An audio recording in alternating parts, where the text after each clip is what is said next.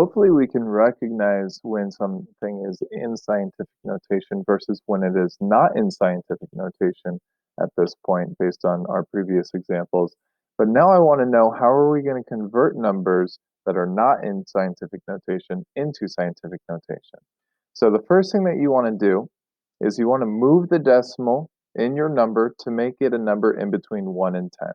So for an example here, we have 430.2.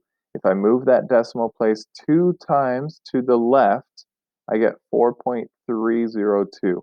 That's where I want to move it, because if I move it again, it'll become 0.43, which is less than 1. And if I had only moved it once, it's 43.02. So there's only one right answer. 430.2, I move that decimal place 2 times to the left, and I get 4.302. In the next example here, I have 0.0025.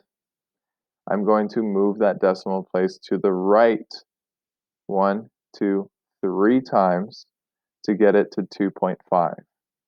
If I move it 2 times, it becomes 0.25, which is not in between 1 and 10. If I move it 4 times, it becomes 25, which is not in between 1 and 10. So again, there's only one right answer here. So you need to move the decimal in your number to make the number in between 1 and 10. You also need to make note of what direction you moved it in and how many times you moved the decimal. Go ahead and go to the next slide.